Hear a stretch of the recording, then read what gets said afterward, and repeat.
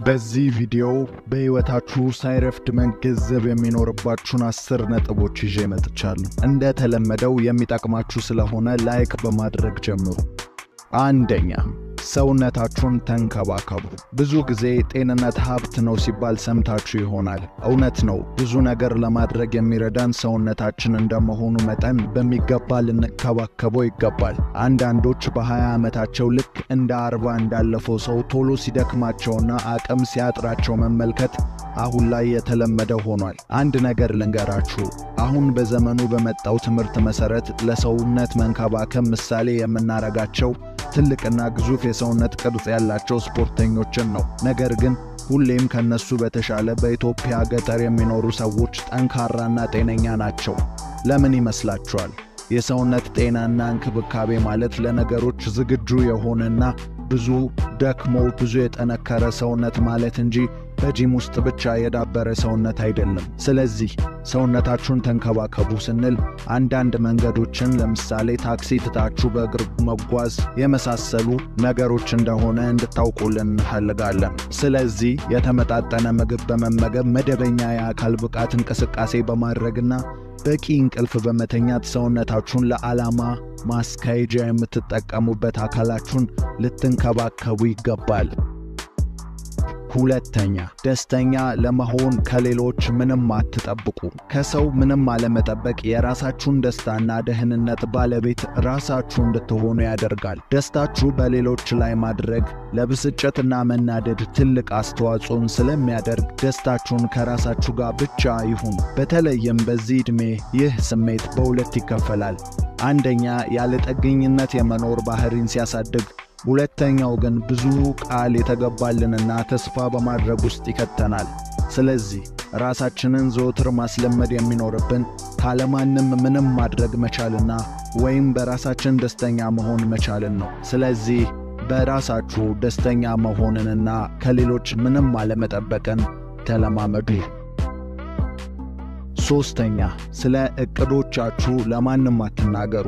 ይህ የራሳችሁን ህልምና ፍላጎት ብሎም ቀጣይ እርምጃ ማንም አለማወቁ የመጀመሪያ ጥቅም የውጪ ትኩረትንና ጣልቃ ገብነትን መቀነስ ነው። ከዛም ባለፈ እቅዱ ትችትና ንቀት የመሳሰሉ ችግሮችን ይቀንሳል። በዛም ላይ ራስን ከሌላ የማነጻጸር ሁኔታንም ይቀንሳል።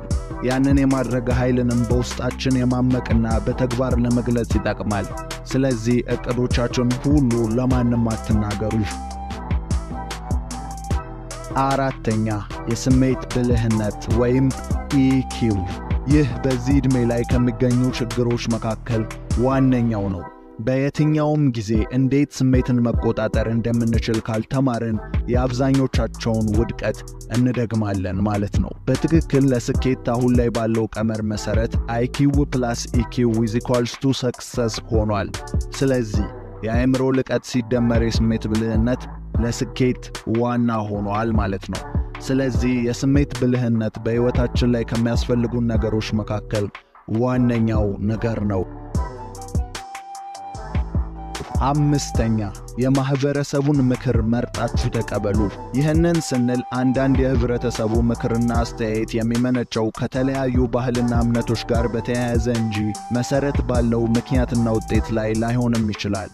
ስለዚህ ብዙ ስለ ህይወት በሚሰጣችሁ ምክር የሚጠቅማችሁን ብቻ እንጂ ሁሉንም መቀበል የለባችሁም። ስለዚህ የህብረተሰብን ምክር መርጣችሁ መቀበልን ተለማመዱ። ስድስተኛ፣ ዙሪያችሁን በሚደግፏችሁ ሰዎች ክበቡ።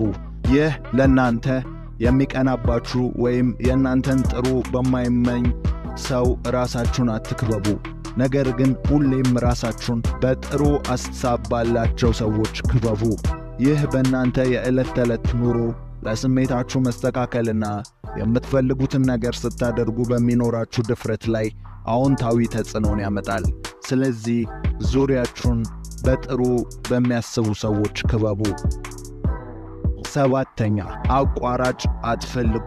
ይህ የእውነት የዚህ ዘመን ችግር ነው ማለት እንችላለን። ሰው በአግባብና ወጥነት ባለው መንገድ ማደግን አይመኝም። ያም በጣም ትልቁና የሰው ልጅ ተግዳሮት ነው ብንል ማጋነን አይሆንብንም። ስለዚህ እናንተ በዚህ ዕድሜያችሁ አግባብነት ባለው መንገድ ሕይወታችሁን ቀይሩ።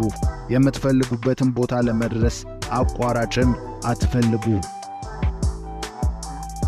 8ኛ የፈጠራችሁትን ቤተሰብ ከመጣችሁበት ቤተሰብ የበለጠ አስፈላጊ መሆኑን ተረዱ።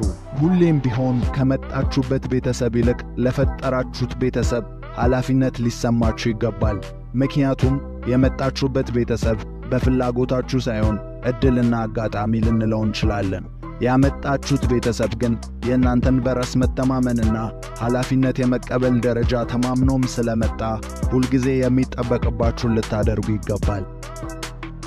9ኛ በገንዘብ ብቁ ሁኑ። ይህ በዚህ ዕድሜ ክልል ላይ በተለያየ አጋጣሚ ገንዘብ ወደ ሕይወታችን መምጣቱን ያመለክታል። ነገር ግን ምክንያታዊና ትክክለኛ የውሳኔ ሰው ካልሆናችሁ የምታገኙትን ሁሉ በትክክል አትጠቀሙም። ገንዘብ በ20 ልብ በ40 እንደሚባለው እናንተም በዚህ መሸወድ የለባችሁም። እናንተ ግን በ20 ልትነቁና ራሳችሁን በገንዘብ ብቁ ልታደርጉ ይገባል። የገንዘብ ነፃነት ከሚወራለት በላይ ለሕይወት የእውነት አስፈላጊና ግዴታ መሆኑን አሁን በምትኖሩት ኑሮ ውስጥ ሳትገነዘቡት የቀራችሁ አይመስለኝም። ስለዚህ ለገንዘብ ያላችሁን አቋምና አስተሳሰብ ልትቀይሩና በዚህ ዕድሜ ለራሳችሁ የገንዘብ ነፃነት ልትፈጥሩ ይገባል። በዚህ ርዕስ ወሳኙና ሚስጥር የሆነውን ነገር ልንገራችሁ። 10ኛ ማንም ሰው በደሞዝ አልበለጸገም። ይህ የራሳችሁን ሥራ ፈጣሪ እንድትሆኑና አይምሮአችሁ ላይ በጥቂት ገንዘብ እየደለለ አስሮ ራሱን ከሚያበለጽግ እናንተን ከቀጠራችሁ ከዛ ማትሪክስ እንድታመልጡና እናንተን በዚህች ዓለም የሚገባችሁን ድርሻ እንድታገኙ ወሳኝ ሕግ ነው። ማንም ስለዚህ ደፍሮ አይነግራችሁ። የአንድ ድርጅት ባለቤት የሚያምር መኪና ገዝቶ ወደ ድርጅቱ ይመጣል። ይህንን ያየው ተቀጣሪ ቦስ በጣም የሚያምር መኪና ነው የገዛኸው ይለዋል። የድርጅቱን ባለቤት አንተ ብቻ ጠንክረህ ስራ እንጂ እኔ ከዚህ የበለጠ ሌላ የሚያምር መኪና ገዛለሁ ብሎ ይመልስለታል። ከዚህ በላይ ምንም አልላችሁም። ከተመቻችሁ ላይክ፣ እስካሁን ቤተሰብ ካልሆናችሁ ደግመን እንድንገናኝ ሰብስክራይብ በማድረግ ቤተሰብ ይሁኑ። እናመሰግናለን።